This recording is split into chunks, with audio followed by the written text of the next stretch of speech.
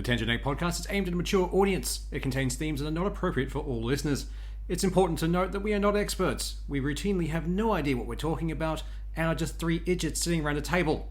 Listener discretion is advised. Welcome to the Tangent 8 podcast. I'm Seth, and as always with me is John Doe and Swoosh. Hi. Hello. And first story off the rank this week, I think I'm gonna have to go with Peter Molyneux was doing an interview in which he really wants to prove that not everything he says is a promise, and that's going to be broken. Yeah. Which feels like a promise that will be broken very fucking quickly. It really does. It reminds me of like, oh no, you can trust me. I'm a trustworthy guy. It's like, I am immediately suspicious of you, sir. Trust me, I'm a rat. Yeah, that's exactly what I say with the old bananas and bananas. Trust me, I'm a rat. He is just Rattus in human form, isn't he? I honestly don't think Peter Molyneux is malicious. No, he's just overexcited about what he's doing. Yeah. That seems like, because that's like having read through the whole thing. Excitement. Having read through it, it seems like he's much more like he gets excited about what he could do. Mm. Yeah, and people take that as what will be done. Yeah, it's more feature creep in his own head. Yeah, honestly, he just needs someone to like go with him to press events so he doesn't do that. A bit like the the Marvel guy who has to follow around half the people to squirt them with a spray bottle if they start getting away from it. It's like, stop it! You mean just the guy who plays Spider-Man? No, apparently it's also the Chris's. No one's as bad at it as that guy though. What's his name? Tom Holland. Yeah, Tom Holland. I love the fact that renowned for it. My favorite thing is the response from him on Twitter when it was like, Tom Holland just like dropped the entire script for Spider-Man 2, and he responds like, dude, I had to check to make sure I didn't. What the fuck? Oh, God. But, I mean, but Molyneux really does, like, back in the day, like, anything he said could be, like, some mythical thing. Now it's sort of like, you can achieve a lot of what you say, so they don't come across as, like, pie in the sky, no way. Yeah. Like, I remember hearing a lot of stuff about Fable when it was first coming. He was really talking up Fable. Oh, yeah. But, like, I mean, I was in high school back then. It's like, we were never going to get half of what he was saying. Like, it was just not going to happen. He was promising you could plant a seed, then over the course of playing the game, you could watch that seed grow into a plant, into a sapling, into a tree, and then later on build something within that tree. It's like, no. It's cool, but like a little bit of you knew it wasn't going to happen. Yeah. Whereas nowadays, if someone said that, it'd be like, all right, come on, deliver. Yeah. That's a thing you can do. It's at that point where he's talking shit. He's going to find out. Like, he's fucking around with a fan base who's already rabid. Well, I mean, I think that's why, like, his whole experiment with Curiosity and Goddess and all that, it was like, there was a cool idea there at the core, but, like, he was not ready to do the thing. I don't know if he talked all of them up. I don't think the tech was quite there yet for what he wanted. It's a bit like how Avatar happened. Like, he kind of has his great ideas, but he has to wait for the tech to catch up. Now the tech's caught up, but he's not following through. Well, I mean, that's what he's been talking about lately, is it's like he doesn't want to talk too much about the crazy things he thinks of that are really cool, because he can't talk like that anymore. It doesn't work. Yeah. It's what's resulted in his, well, not it specifically, but it's one of the big contributing factors to, his name is mud in the industry these days, because no one can trust Peter Molyneux. He's fucking... Yeah. He's way over the hill now. He was responsible for some amazing games back in the day, but he can't do that again anymore. Which I always find weird in that kind of industry. It's like, he can't do this anymore. It's like, he can run a team. They can do stuff. Fuck, man. Yeah, and that team created Goddess, and Goddess ain't good. Yeah, you're not wrong. But is he still with the same company that did Fable? I thought he left them, or... So did I, because apparently the current game he's working on is called Moat, which is set in the world of Albion, which is the setting for Fable. I think he owns a portion of the actual rights for the story and what they created there, so he still has to be involved. I don't know. Because otherwise he wouldn't be able to make anything in Albion, even if he wrote the fucking thing. when he was still there. You could make your own game world and call it Albion. Like, it's the name of several fucking fantasy worlds. But it's very specifically linked to Fable. Yeah. Yeah. Like, so it's like, if he's with a different production company, I was just wondering what how implications would be. Yeah, how strong the link is there, other than just like, here's some similar references. I think you're just gonna, like, in the opening cutscene, someone will call your main character Chicken Chaser, and that's as far as it goes, or what? We don't know. More than likely. No, because there's already a Fable 4 coming out. He's being very tight-lipped about the project. Yeah. Shock horror. Now that he's going to be held accountable for what he says. Still, I don't know. it's not. I'm still. It's kind of sad because I remember the kind of gleeful magic that was listening to Peter Molyneux talk about video games. Oh yeah. Unfortunately, he burnt us one too many times. He was very good at getting the hype train up to speed. Oh yeah. But he won't be the first, or he's definitely not the first dev that's hyped up a game and then massively under-delivered. Yeah. Like, oh, hell that's no. pretty much the entire AAA market for the last 5 years, at least. It might as well be industry standard at this point. Yeah. So, if anything, he was just ahead of his time. Yeah. I just find it funny, like, the hype train is going, you know how, like, some people are conductors on that train. They guide people. He's the guy at the front shoveling coal, like, fucking going ham. We will get hype up to maximum speed. No. He's laying track. I think incorrect analogy. I think Molyneux, at least back in the day, Molyneux was hitting the NOS on a car. Yeah, pretty much. All the other guys are getting the car running. It's beautiful. It looks great. He's just like turbo for fucking let's get it on. Let's get it going. Because what he is had that personality. Remember, was it Back to the Future? I think it was 3 when they go back in time and with the train. He's the one of the logs that they throw into the fire to get the speed of the train up to speed. Yeah, but then it explodes because the train can't handle it. Yeah. That's him. That analogy works too well. It was made for him. Well, shall we move on to the next thing? Probably a good idea. Yep. But honestly, I at least appreciate that he has enough introspection to go, oh, this isn't working anymore. I need. Yeah. I want to know if to it's not. him or if it's someone there with a spray bottle, like bad. I don't care if it's him or someone with a spray bottle. He's saying the words. Yeah. Yeah. There's been a little bit of self-reflection. They go, oh shit, no, I went a little too overboard there. Yeah. Next up. Yeah, keep going. Next up, which I just. Okay, so the new PlayStation's coming out with the slim version with its buy separate CD-ROM drive if you want one. You have to pair online the CD-ROM drive to the console before you can use it. Yeah. Like, if it's a one-off firmware patch, that would still annoy the shit out of me. It pairs the units together. That's it? Yeah. Okay. Why does that need to be online? So, and this is a supposition from the article, and it actually makes a lot of sense, is so Sony can prevent third-party guys just making a drive. I would prefer a third-party makes a drive. Maybe then it'll work properly and cost, like, not an arm and a leg. Yeah, but Sony wants that arm and a leg. Yeah, freaking out. Sure. So they're basically just smothering the third-party CD-ROM drive Yeah, market in the they're taking cradle. the Apple business model. I mean, the funny thing is they think that'll stop them for more than a week. Like, Oh, it probably will. It'll take them a while to crack that sort of hardware limitation. but they will crack that. Eventually, but who knows how long, and you'll probably have to jailbreak the PS5 before you can do it. Sure. Because it's a removable drive, I'm wondering how long it's going to take for them to just open that up, take the board out of it, and just wire in an external hard drive you can just sideload games straight onto. Oh, that'll happen within like a month. I mean, you don't even need to do that. Modern consoles just take drives.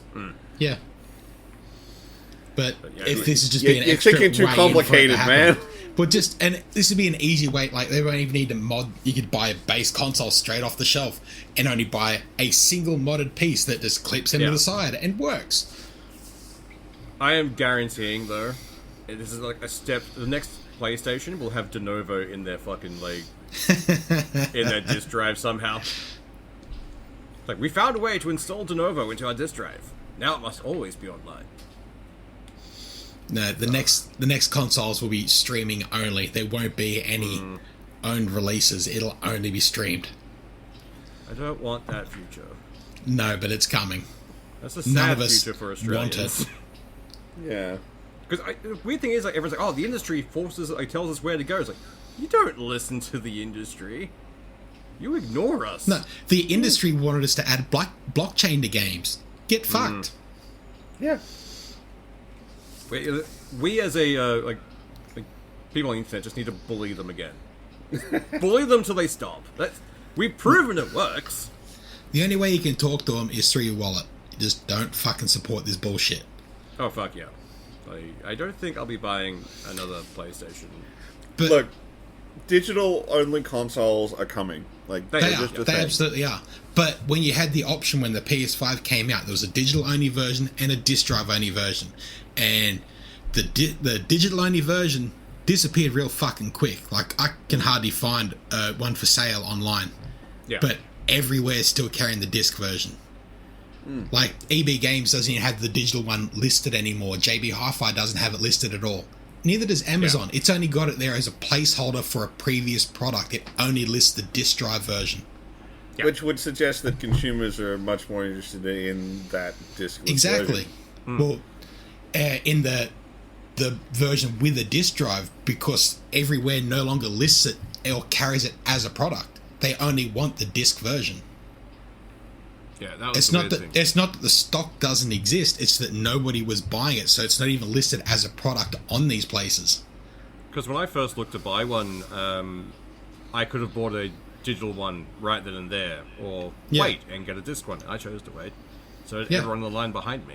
It was weird. I don't know. I don't care that much because I'm a PC gamer, and everything's digital on PC anyway.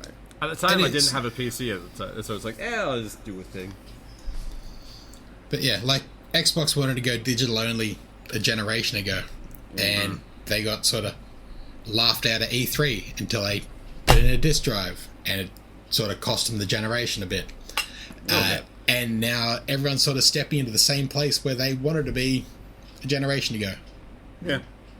I mean, like I said, it was just inevitable. I mean, the PC market is the larger of the gaming markets, and we've embraced digital for years now. Oh, yeah. Yeah. Like I've said, I don't even build computers with CD-ROM drives anymore. No. Yeah. My last 3 haven't had one. The issue I have is this: the games are so large on console that they still won't upgrade the hard drive space. You can get terabyte drives for cheap as chips. Like, they're fucking $70 consumer level. Yeah, I bought 2 4 terabyte drives recently for $70, like, just to store shit on. But every time it comes as, it's got like 1 terabyte. Like, guys, add some zeros to that. I can fit maybe 2 games on there, and you want this to be entirely digital. I don't trust you to keep your accounts in order. If I uninstall a game, I'm almost guaranteeing I won't be able to get that fucker back from you. But yeah, I don't have no trust in Sony. And this is where I put my obligatory plug for GOG in. We swear we're not being paid. I fucking wish we were. Oh, that'd be great. I would get all of the GOG merchandise and wear it while we're recording, despite the fact that this is not a visual podcast. I would be a maximum shill for GOG. Oh, fuck yeah. But, oh, God. GOG, Audible, if you're ever listening, hi. In the off chance one of you feckers is paying attention. But like, I understand why people want something that they own, and I get that. That's why I never shut the fuck up about GOG. Offline installers, motherfuckers. I have my entire GOG library backed up on my server. Yeah. GOG could shut down tomorrow, and I would lose nothing. Which is pretty awesome. Meanwhile, but that's the best you can get. Server, I'm fucked. Oh yeah, I lose a lot. I don't want to say how big that Steam library is. Yeah, we don't talk about the Steam library creep. No. I mean, I've had Humble for a long time, so... Yeah, me too. I swear, I look away from Steam, I somehow have more games. Yeah. They're breeding. Like but, like, in today's age, offline installers are literally your only form of ownership. Mm-hmm. And I get it. People crave that. I mean, it's why GOG carved out that niche for itself. But we're at a point where discs are going to go away. Like, people are just going to have to deal with it. Well, they've not really been much of a thing for a while. Like, we've been wasting discs, because you buy a game, more often than not, the disc is just open Steam and puts a key in. Yeah, it's not even an actual get a disc. It's a bit of cardboard saying, here's your install code. Pretty much. And collector's editions have gotten so much worse. They've gotten so much cheaper, but more expensive at the same time. Like, the shit in them is cheap as fuck, but they cost you an arm and a leg. It's like the show bags, essentially. Yeah. You're not even going to start how shit show bags are now. I haven't checked one in a while, but I used to be able to build them when I worked at Crazy Clark's. There is one show bag that has remained the same for all the years I've seen show bags. The Birdie Beetle one? Damn right. Yeah, Birdie Beetle. That bag has never changed. The bag's never changed, but the price has gone up and up. Yeah. No, it hasn't. Up. Well, it might have gone up and down, but it generally hovers and stays at about it hasn't done the price creep everything else has. It stayed pretty fucking cheap. You can, if you've got a $5 in your wallet, you can go get a Birdie Beetle bag. Which is weird, because I swear to God, I've not been able to find Birdie Beetles for sale anywhere but those show bags. Oh, yeah. Or a reject shop. Yeah. They carry them every now and again. It's like when women get to a certain age, they just suddenly have those strawberry candies. Yeah. They appear in a bowl in their home somewhere. Like, they just manifest. They're so damn good, though. And for guys, for some reason, you just have Infinite Werther's originals. Yeah. I already carry them around. They're fucking awesome. Oh, I know, they're great. But I mean, like, there's a certain the transformation has begun. There's a point in a guy's life where just suddenly they never don't have any. It's very true. It's very strange. Our smoker truck that pulls up at work sells them. So it's like, 2 packets of them, carry them around. Nice. I mean, they're great. They're absolutely. Like, I understand why old people like them. You just sit there and suck on them all day. I think we're just turning into old men. Yeah, but to be honest, we already were old men. We're just in younger bodies. Grumpy old men. Yeah. Yeah. Oh, yeah. I just wish the wizard beard would grow in better. Same. It's annoying. One day we'll have great wizard beards. I'll stick to being a hairy hobo. I need a bigger beard. I need a larger beard to support more pandas. Yeah, that's true. The panda.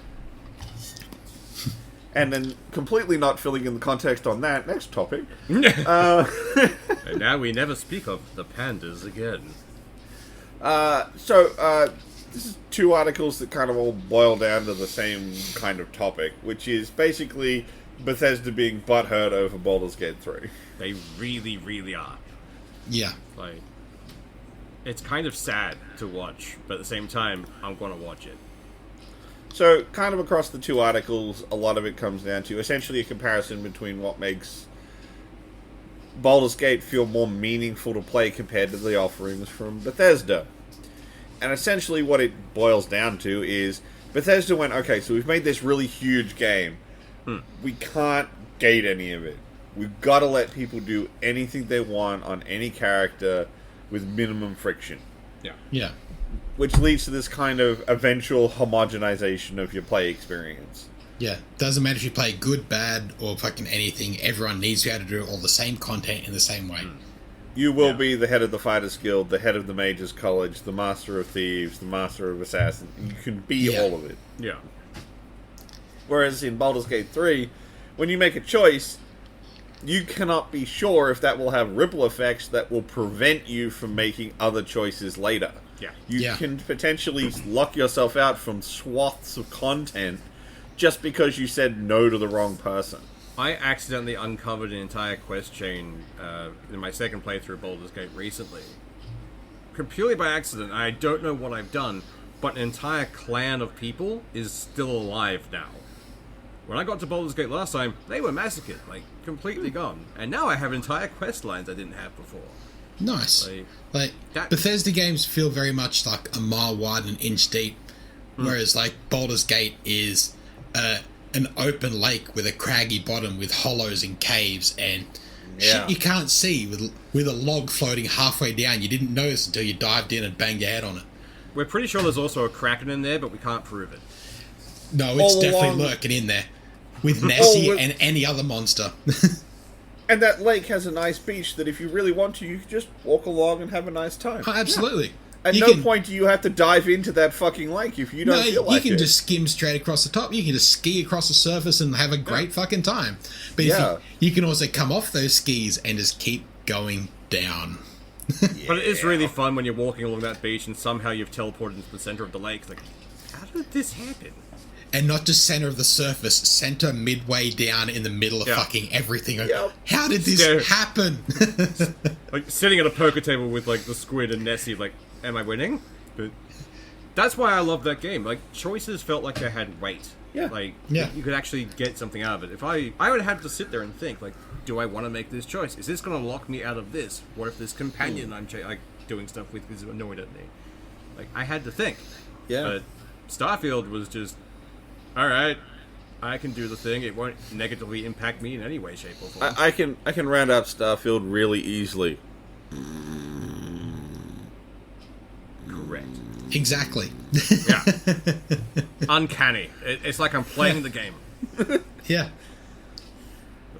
Like, But yeah, that essentially this is two articles that came at the same idea from two different angles. Which, like I said, it boils down to Bethesda games. They're fun. Don't get me wrong. I played my share of Morrowind, Oblivion, Skyrim. yeah. But once you're done with them, you're pretty done with them because you did everything. There's no reason Yeah. to really go back and explore again or like try and find different things. And Whereas, like, different races can get all in completely different interactions out of Baldur's Gate. Just there's an talking entire to people. separate game essentially for one of them, which is the Dark Urge. Dark Urge. Like, Yeah. there's so much extra stuff for that one. And essentially that's two games as well, because Yeah. you've got embracing the Dark Urge and rejecting the Dark Urge. Yeah, there's so much that can be done. That's just so much unnecessary depth. Oh yeah, Hell, they even accounted for players breaking the game by getting rid of a key item. yeah. Like, Could- so much love and attention went into Baldur's Gate, whereas Bethesda games, they kind of feel more commercial now. Yeah, They're yeah, just they churning really it out. do. Which is Yeah. why, like, they announced the new Elder Scrolls 6, I think, is coming. Oh, they announced that back in 2015. Yeah, but it's one of those things like I'm just not by having hyped. a splash screen, just saying, "Oh yeah, Yeah. we will do another one. Yeah, but like Not I in this don't- lifetime, but we'll do one." I don't trust it to be good, especially after Starfield. I think I've been burnt enough times by Bethesda now. Yeah, Like, yeah. I've enjoyed Starfield, but like Yeah. Skyrim was great, and I enjoyed vanilla Skyrim. I didn't have to wait for mods. Yeah, Starfield, I feel like I have to wait for February or whenever they release the mod pack for it to actually feel like it's got content that I want to do. Well, I think a part of the problem there is, like, Skyrim basically just went, okay, there's a big field, go, fuck off. Go Yeah. find a cave and stick Yeah. your nose in it, we don't care. Whereas, because Starfield is like, you've got to fly to planets, and there's all this transit time, and all these menu clicks, and all this loading. No, in the By most the time you convoluted get- way fucking possible. yeah. By the time you get to somewhere that might be fun, you're kind of fed up. Kind of burnt out. Yeah.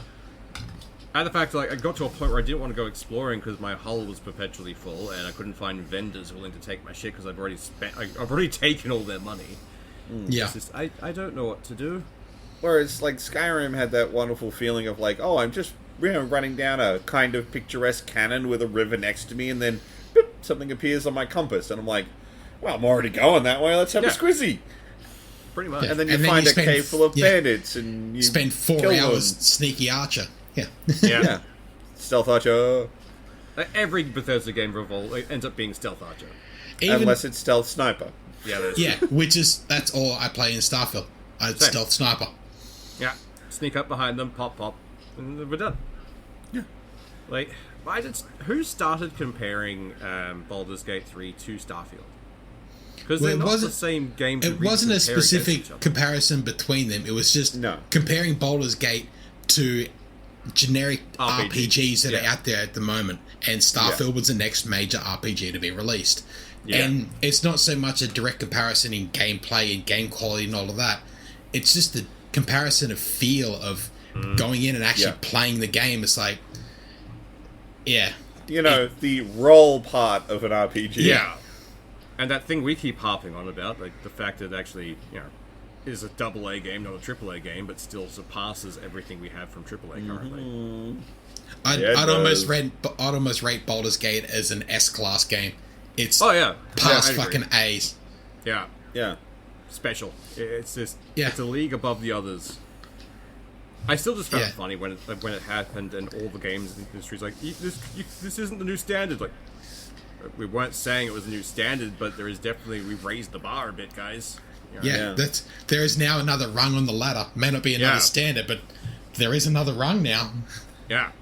And I don't necessarily want every game to be 100-hour epic like Baldur's Gate. No, it doesn't need to be that convoluted, like, not so much convoluted, but it doesn't need to have that much meat and potato in it. Like, there's still fun games that are just broth. Sometimes I want a salad. Sometimes I want a salad. I don't want the full meal. Like, occasionally I just want a fun thing.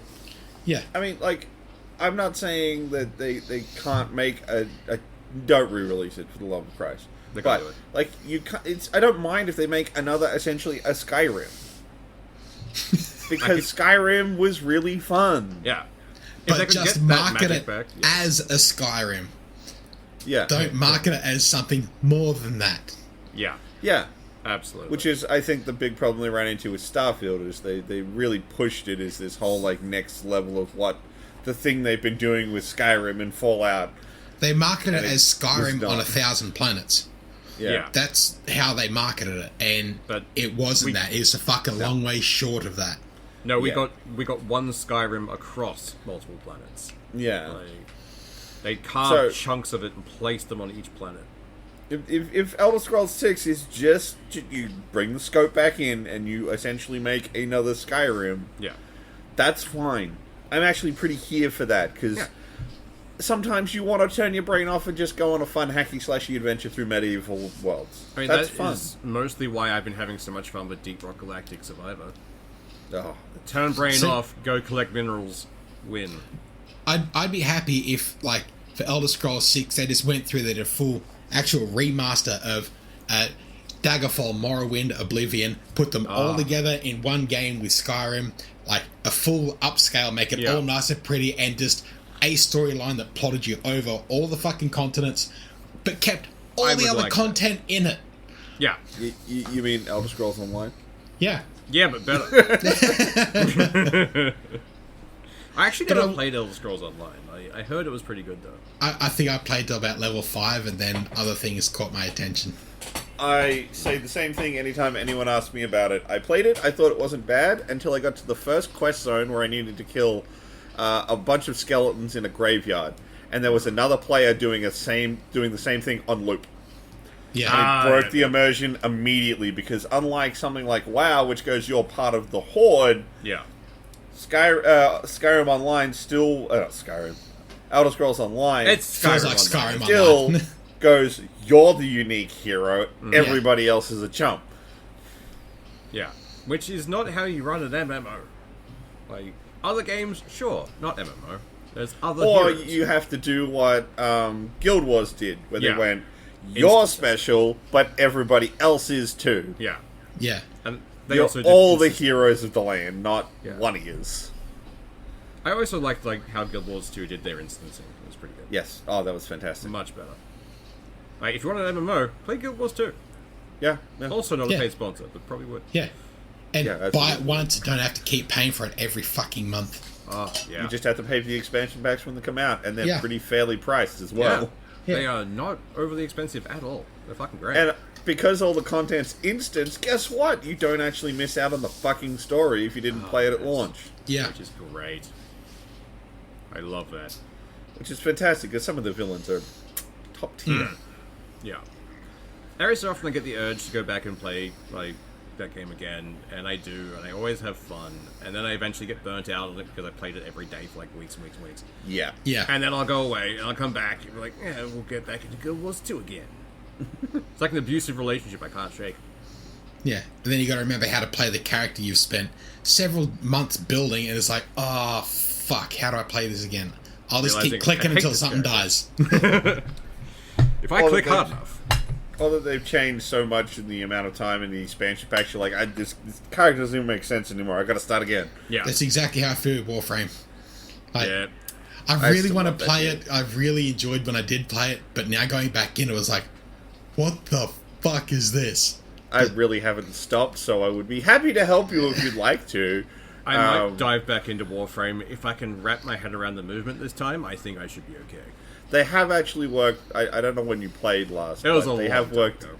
They've got. I think they're up to like parkour like 3.0 at this point. Oh, okay, that's pretty good. They've worked pretty hard on the movement system. I also had issues when I was like, because I jump into a game just to find like go and do stuff. There'd be other people with me, and they get shitty. It's like, oh no, just follow here, just do the fastest thing. But I want to do the story and explore and do the stuff. Yeah. How do I know what's around this corner if you all turn right and I want to turn left? Now they've actually like focused the story, so it's got its own missions, and you don't play them with other people. That's pretty awesome. I like that. When you're playing with other people, you're just playing a level. Yeah. If you've got actual story content to do, that's instanced. Nice. That is good. Keen for that. Yeah. And it's pretty spread out, though. I know the joke was because like they did a big sponsored push at one point, so they got a lot of YouTubers and streamers to play Warframe, mostly to dunk really hard on Destiny. Nice.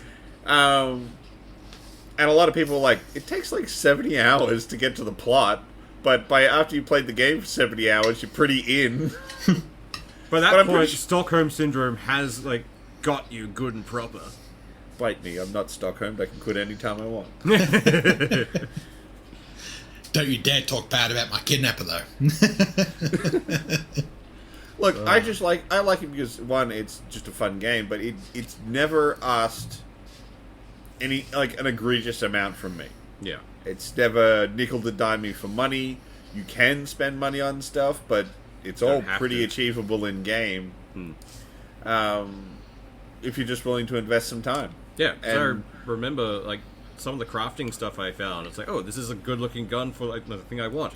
I spend, like, an hour going collect resources, come back, I have that gun I wanted. Yeah, pretty good. And with some of the frames I have these days, we'd be able to do that even quicker. Yeah, it's pretty good. I am a big fan of Warframe and have been for a long time. Yeah.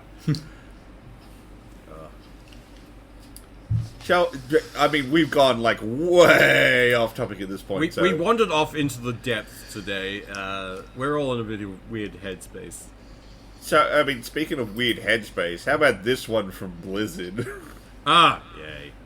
So, they're having a blood drive. Yeah. Essentially. You have to go donate blood and then send in proof that you donated blood, and then you go into a contest to win in-game items. Yeah. Like, I like the idea of people giving blood. Let's not get that wrong. I like this. That's really good. Thing. I thought it was a silly thing for them to be doing, but then you get to what the big contest is at the end. Yeah. Which is after they've acquired 666 quarts of blood, which, of course they do. It's the Diablo game. Yeah. You can go into a contest to win a PC that has human blood inside the cooling. That is bad. It's bad, Blizzard. Why? Yeah. But define on how much of the cooling has to have human blood in it, because it could be like a minuscule drop, and they're like, yep, see. It could just be a single drop put into the cooling system. Because, human blood's got proteins in it and plasma, and, well, it'll go fucking bad eventually, so it'd have to be completely sterilized, wiped of DNA, Yeah. It needs to pretty much not be classed, you couldn't just cut your finger and drip it in to top up your fucking coolant. It pretty much needs to be a sterilized component added to it. So this came from human blood. The funny thing is, because blood coagulates, all I can imagine is if there's a decent amount of it, like even spread out or thinned into it, eventually it'll congeal together to make a clump, and your computer will have an actual aneurysm. Yeah. Like, how'd your computer die? Oh, it had an aneurysm. Very sudden. No one saw it. Heart attack. Coronary. Well, okay, the other thing being they say that it's a liquid cooled PC that is infused with human blood. Yeah. It may not be in the liquid cooler. Yeah. I mean, they'll find some I've way around it. built enough PCs where somewhere on them there's a drop of my blood from me cutting myself on the metal in the case somewhere. It could have to be No, just that was the sacrifice you had to pay. That's how, Yeah, I that's how assume computers that- work. That's how Yeah. you summon the magic smoke that makes electronics work. Exactly. It all makes sense. That's why when a light bulb breaks, you see the smoke escape. Yeah. Yeah, it could also be just like a drop in a pendant, like Yeah. Yeah. in it somewhere. Like that's all it'd need to be. Pretty much. So- They meet their contractual obligations. I'd be curious to see what it is when it actually comes out. Yeah. Like- Yeah. I would be keen to see or look at it and see what they do with it. But like, it's one of those things. I like this idea of like a blood drive kind of thing. But did it have to be Blizzard doing it? Because that just seems to me like they are fishing for anything for good fucking like. Well, for the news type on of it. game that they're advertising, yes, it does. Yeah. But it could have also been done for any other vampire game. Yeah. Like, it's just that this is the mob that's done it for this particular game. They could have done the same thing for Diablo 3. Yeah. Like to me, it screams good. I am PR glad they stuff. didn't do it for fucking Immortal, Yeah. cool. because then they wouldn't just want to drain your wallet, they'd want you drained dry. And then your husk thrown out the back onto the bloody pyre. See, that's why they're doing it for Diablo 4. They can't get to you via the microtransactions as much as they were. So now they're going straight to the blood. They're still trying for the microtransactions, though. Yeah, like, they've got to yeah, feed the yeah. devs somehow, I swear. Like, those guys are already pasty and live in the dark. They aren't. They're constantly firing them. Oh, yeah, true. Yeah, because they've already fucking drained them.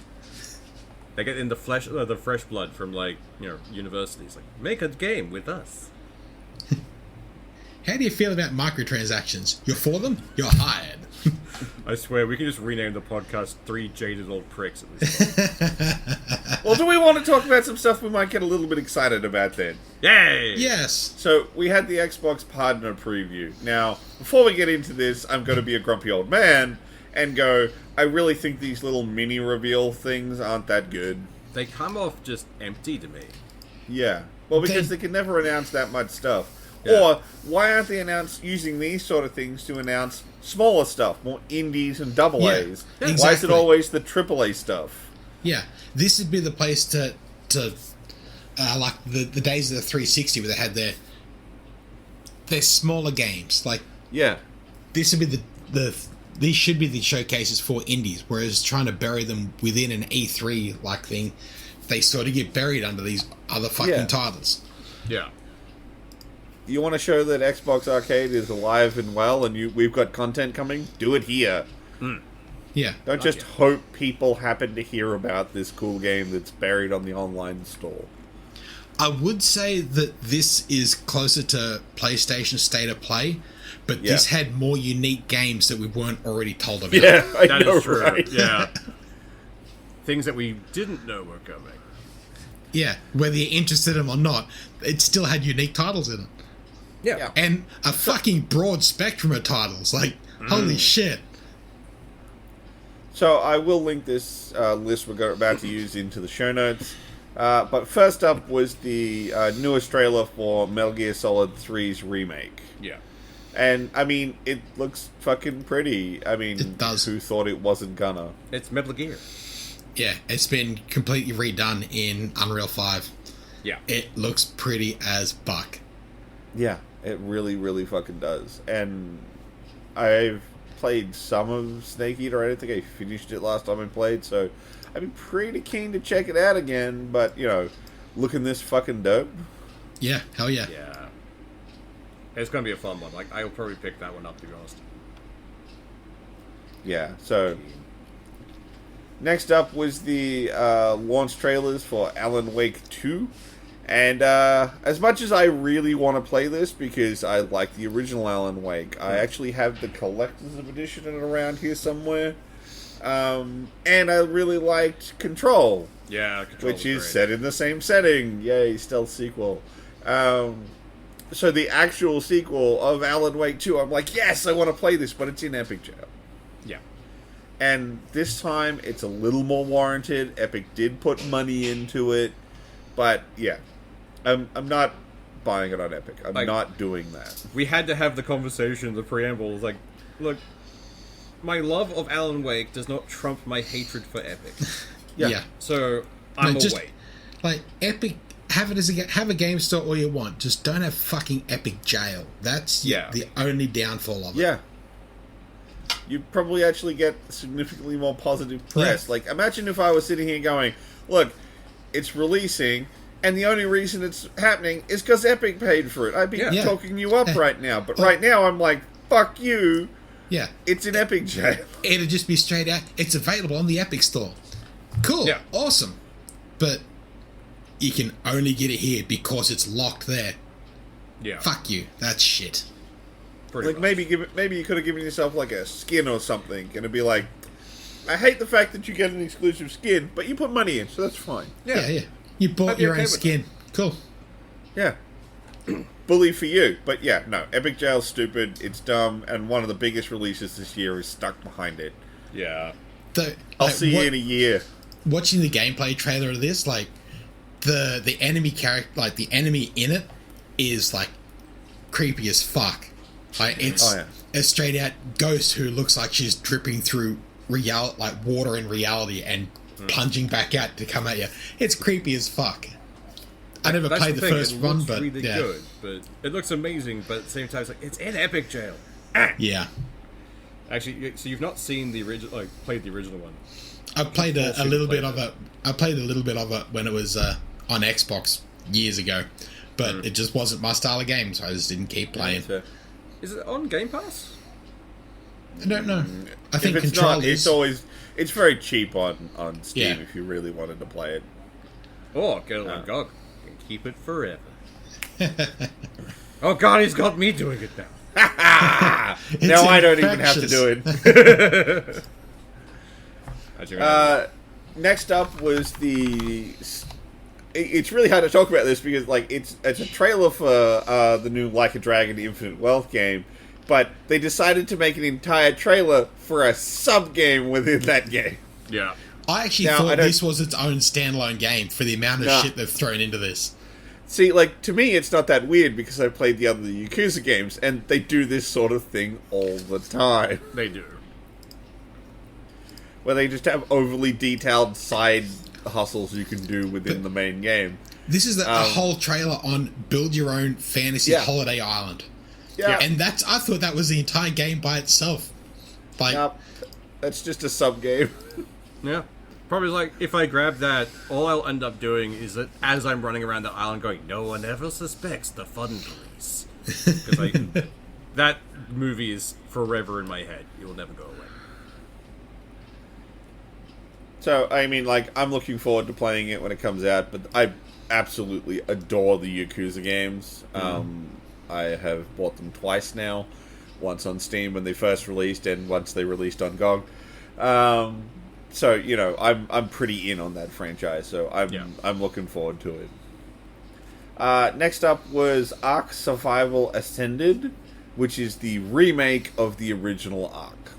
Look, like, it's coming out in a better engine at least, and I played a lot of Ark with a few friends, and I have fond memories of it, but I'm also a slut for, like, survival building games. It looks pretty. I'm also a That's better all I can say, but it looks pretty. Yeah. There's better survival crafting games than fucking Ark. Yeah, but... I will admit there is a unique appeal to riding a T-Rex, but I don't think it overrides how basic this is, and the fact that they're essentially trying to make you pay for the game again. And they already got in trouble for releasing DLC to a game that was still in alpha. Yeah. Like, they copped some shit for that. And they're turning they're turning the service for the original game off. Yeah. So if you want to play Ark, you can only use the new one. Yeah. Which is a dick move. Well and truly. So, even if you did enjoy the original and already owned it, you're going to have to buy the new one. So yeah. It's a giant dick move. Especially given the fact they're working, apparently, on Ark 2. Yeah. Yeah. It's... Honestly, I enjoyed Ark when it came out, but that's only because of the people I was playing with and the fact we had a private server. We didn't have to deal with fuckwits. But I won't be grabbing this one. I'm going to let that flounder, and I'll laugh at it later. Yeah, pretty much. I can't... No part of me wants to tell anyone to check that out. Yeah. I mean, if you happen to want something like that, I mean, okay, but trust me, there's I mean, come on, what is it? Like next year, if you can hold out, what is it? Nightingale, the weird one where you go through the Fae portals. Oh yes, no, I'm actually quite keen. Like that's coming, and that looks significantly more interesting. That almost gets me to want to play it, and I hate crafty survival games. Yeah. And I kind of want to play that game because it looks fun. It do. But Ark, no. Just let Ark flounder and die and be like, yay, we had that one trailer with Vin Diesel in it. Yay. Which is funny because, like, he was all over the last few E3s, yeah. And I haven't seen anything of that whole... No. He's got to be in this. And it's like, okay. Cool. And not once did he mention family. I was very disappointed. Disappointing. Next up is Manor Lords. Seems to be sort of a city builder RTS hybrid. Medieval base. Yeah. I mean, like, I played a few of these sort of games before. I might look at it. I don't know. I'll probably wait and see what other people are saying about it when it comes out. I've tried these ones before, but I tend to die pretty quick. Because I make bad decisions and then my town dies. Like, I like city builders. I still think Anno 1404 is one of the best ones of those I've ever played. Yeah. I don't know. It could be interesting. I might keep an eye on it, but, like, there's no, like, oh, yes, I need to play that. Though, if you're interested in city builders and want a Sim City fix, City Skylines 2 dropped on Game Pass this week. Yeah, no, I saw that. They had to put out a warning. The PCs were overheating because the settings are so high. Yeah. It's fucked. That game is the new crisis for testing out PCs. I played I tried to play a lot of the first City Skylines, and it's one of those games where it's like, I really want to be good at playing this, but I burn every city I start to build. There's a few YouTube channels I like watching who play it, but holy fuck, am I bad at that game. Oh, there's a guy I watch who plays it, I really love, because, like, in real life, he's a civil engineer. Oh, nice. So, when he plays games like City Skylines, he talks a lot about, like, actual ways to do city infrastructure and how to design road networks. Yeah. I don't know why, it's very interesting. I tried playing it. I was watching, like, guides at one point. Like, how the fuck do I get traffic to flow properly? And then it never did. Well, there's a bloke who Biffa plays, and I watched a lot of his stuff. He does a lot of the original City Skylines games, where you can build a city with fucked up traffic and send him your save, and he'll go through your entire map and then make like his whole thing is like, how fucked up is your traffic? How good can I get it? And holy shit, some of that's just put it on in the background, and it's just like, that's a happy place. Just watching that all happen, because I built a city and instant traffic jam at the first intersection, and the rest is on fire. But yeah, City Builder, check it out. Yeah. Next up was the trailer for RoboCop Rogue City. Yeah. I mean, the trailer looks a lot better than the one from E3, but that's because this trailer is basically just cut together of him shooting people. Pretty much. This is the trailer that should have been at E3. Yes. Yeah, absolutely. This is like a bit more of a hype version. Yeah, like that video they had at E3. The video they had at E3 felt very much like pre-alpha fuck around gameplay. It didn't feel very polished at all. Whereas looking at this, it's a lot more polished than it was. Still not as great as a lot of other FPSs out there, but it actually feels a bit more to it. This at E3 would have made me look at it and go, okay, this might actually have some potential, whereas I'm already jaded from what I've previously seen. Yeah. Yeah. I have a distinct feeling one of us may pick this up when it comes out purely for content. If this gets dropped on Game Pass, I'll play it happily. Yeah. Oh yeah. If this drops on Game Pass, 100. I'm not gonna shill out for it, but if it's there, I'll play it. Yeah. Depending on cost and what kind of cash I got in my account at the time, there is a potential I would buy it for content. But it would be the only reason I would buy it. I would not buy it because I'm like super hyped for RoboCop. Yeah. It would be so that we had something to talk about, and that's it. Yeah. No one is super hyped for RoboCop. Not even RoboCop. RoboCop's incapable of being hype. Exactly. Next up is Still Wakes the Deep. I mean, it looks interesting. I do like my survival horror games, and running around a somewhat abandoned / sinking oil rig seems like a really cool environment. I haven't really played any games in. The only issue I would have with that is I played Dear Esha, which is the one they made like previously. It was a great game, don't get me wrong, but it was very much it's story based in the way of follow the path. It tells you a story, but I'm hoping this one's a bit more interactive in a way. I mean, like, Dear Esther came out, like, right at the start of the quote-unquote walking simulator, like, thing. Yeah. And, I mean, it is gorgeous, and it tells an okay story, but it felt like a bit of a lie to call it a game. Yeah. Because I played through that one expecting the game to be right around the corner. Yeah. I was going to say, the game would be right around the corner. That's when the game begins. It's just the preamble, and then it was done. Yeah. Still fun though. I enjoyed it. Oh yeah, no, it's definitely it's one of those sort of like experience titles, but like that was back before anyone understood what those were. Yeah. The trailer of this reminded me of the last mission in GoldenEye, Cradle. Just the walkways and everything between it. It's just the vibe I got from it. Yeah, that's fair. That's fair. The game is nothing like that, but that's just the vibe I felt from it. Bit of nostalgia kicking in. Next up is Dungeons of Hinterberg. This one was, I mean, it looks like it might be interesting. I don't know if I'd be the target audience for it. No. It's a very stylized looking game. Like, it's like old school cell shading kind of feel to it. And some light combat. Yeah, light combat dungeon crawler with a lot of relationship building. Yeah. And it still has that unfortunate run cycle. Yeah, yeah. And, like, the dead-eyed NPCs, like, holy shit, they stare into your soul.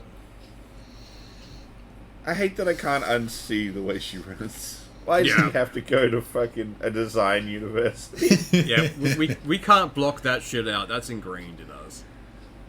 It sounds so petty, though. Like, make her run better. But it looks bad. It looks wrong. Yeah. That's the problem. When you learn how the sausage is made, you no longer want to eat the sausages.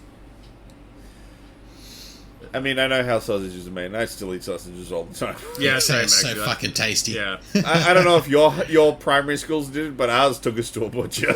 Yeah. Somehow knowing what's in the sausage actually makes me want to eat more sausages. No, you see, like actual sausages from an actual butcher are great. Yes. It's the kilo of franks you get from Coles that come from unknown location. They're the ones I'd be questioning. Yeah. Yeah, but at the same time, they charged you $5 for 24. Yeah, that's true. Some days you gotta like pay that small amount and realize you're probably eating mostly human. Yeah, you just gotta turn your eye to it and say, well, it's delicious right now. That's all that matters. Once it's on bread, diagonal, not square. Of course. Agreed. Fucking psychos. No, only psychos eat it square. We don't trust those people. I swear, it's why Americans are like, how do you eat it on bread and then split the bread in half? It's because you folded it the wrong way. Yeah. Once you've got it on bread, with your tomato sauce, mustard if it's your thing, and some onions, you don't even notice that hot dog is mostly people. Yeah. But, honestly, if it came out tomorrow that the Woolies and Coles snags were like basically Soylent Green of our world, I would probably still eat them. Yes. Like, can we add people to the list get put into sausages, please? Instead of the Death Notes, the sausage note. You know, Australia takes sausages seriously when there was a national news story about the way Bunnings changed putting onions on their fucking sausages. Now, they have to put onions underneath. And onion on top. I don't care where it is. Onion on top. Yeah. I like onion on top. I'm onion on top crew. Yeah. And onion underneath just feels wrong. It's just onion underneath. It's where like not you right. Bread, into snag, onions, sauces. Yeah. If you have the onions on the bottom and you bite in, you get like one of those ones that doesn't want to like break. It pulls you pull the whole guts out. Yeah. Yeah. But when you're biting down through it, you have to bite through the sausage, which breaks the onion. So it's like, there's a science to it, guys. There is. Spent countless hours. It's a national fucking tragedy when they changed that. It's terrible. Yeah. I understand why they did it, but it doesn't make it right.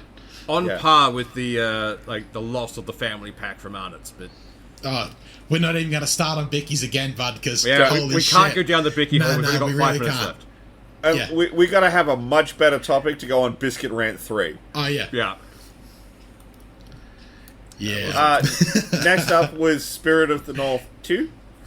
I played Spirit of the North. I quite like it. It's a very pretty game.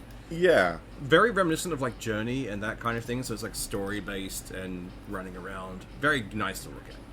Yeah. It seems like it'll be a good chill out game if things are getting a bit too heated up with other stuff. The finals is going into open beta, which is kind of cool, I guess, if you're into that sort of thing. Which one was the finals? I don't think I've seen so the finals payday. That's true. I mean, it's more like Apex Legend with an objective. Yeah. So the basic idea is you drop into a game map. I think it's maximum. I think it's 12 players. Split into teams. It's 9 players because it's teams of 3, and there should always be. And the idea is that there are 2 lockboxes that you need that can be opened for money. Yeah. Because there should always be 1 extra team. That's the way the game's designed. And the idea is you and your small team have to go and find one of these boxes, crack it open, and then escape with the contents. The big thing they did with this game is they went high on destructible terrain. Ah, nice. So, legitimate strategy for keeping your safe is to drop a building on it. I love it. Another valid strategy for stealing a case is to go to the level underneath it, blow the hole out, the floor out, and just drop it down to you. Oh, that could be entertaining. That'd be great, but it lost me competitive. Yeah, pretty much. Same here. It's not my cup of tea. I don't really want to do that. But it's definitely like for the people who play those sort of games, I think they're really going to like. I'd really like to watch like a good group playing this on Twitch or YouTube. Look at some of the strategy there. That'd be fucking great to look at. It's just honestly, not the game for me. I could probably enjoy watching this as like multiple teams go after these things, but I would suck at it. I'd get too angry. Yes. Absolutely, completely agree with you. Yeah, if these actually hit like a proper competitive scene and like watching a good dedicated team, like couple of teams go at it, that would be fucking fun to watch. Yeah, but 100%. Absolutely. Yeah. Without that, not my game. Like, did we ever get confirmation that Red Faction 3 was ever going to happen? I don't think we're going to get that after the failure that was Armageddon. Yeah, that is true. That one was not great.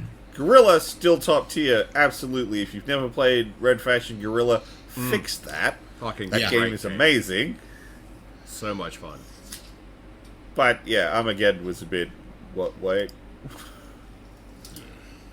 Step in the wrong direction for that one. And last game on our list is Ikora Will Not Die. Seems to be some sort of roguelite parkour thing. I'm not super clear on what it is. Honestly, this says like this will not die is like you underestimate my power and stupidity, sir. But will not die, and it's roguelite, so you're gonna die a lot. Yeah. Yeah. Just keep coming back. I mean, I don't play I've played more roguelites than I thought I would, but I still don't really like the genre. So the minute they go, it's a roguelite, it's like, that just means I'm going to die a lot. And not for anything good, but because I haven't leveled up enough to be able to get through this. Like, I liked Hades, and I'm looking forward to Hades 2. Oh, yeah. But, like, at the same time, that's the only one of those games that's really resonated with me. Returnal is the only one that sort of hung it out for me. Yeah, I mean, but you mentioned it earlier, Deep Rock Galactic Survival, that's a roguelite. Yeah, that is true, actually, yeah. That is far too much fun. I love that game. Yeah. Give me the full game already. I keep seeing not in the demo, and getting just, Yeah, I know, right? I think the biggest problem I have with that game is that there's only two things that can happen as the level goes on. A supply pod gets dropped, and the swarm. And by the time you get to the last level, it's just like, hey, who wants 9 swarms? Oh, no, the worst thing is, like, I've seen it was like, oh, a swarm's incoming. It's like, this wasn't the swarm? Yeah. What do you mean? You're trying to dig through a wall. It's like, just dig through quicker. And you hit that one little patch that's slightly harder. It's like, god damn. One little hidden mineral. It's like, oh god, no. Yeah. So, like, it's really fun. I look forward to playing that one when it comes out, but, like... Especially when it goes multiplayer.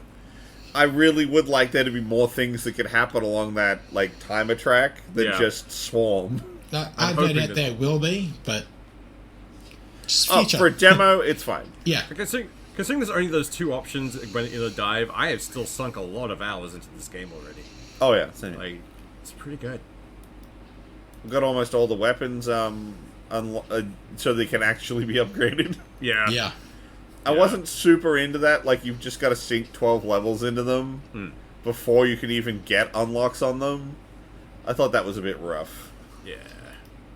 But I don't know, if you do a run through where you focus on that as your main and have everything else support, it's not too bad. Yeah. I'm not saying it was difficult. It's just like, I don't know. It felt unnecessary. Yeah. Yeah. It's maybe also like level 5 or 6 maybe. But then you're more likely to get 2 or 3 weapons maxed out in a single run. So at least doing it like to level 12, at least it's forcing you to focus on one for an entire run before you can do anything else. Anytime I see one at a time. The card that says, gives you a +2, I always grab that thing. Oh, yeah. That's so handy. Yeah. I mean, like, everything else has up to level 18, so... No, we're all looking forward to that game. Yeah. And that wasn't even in the showcase. Well. Yeah. Endless Dungeon is out as well, and it's 3-player multiplayer. Oh, yeah. I've been hearing... Game Pass, or is that That's on Steam? No idea. It's on Steam. I got it on Steam. I've enjoyed it. I've been hearing some mid things about it. You enjoying it so far?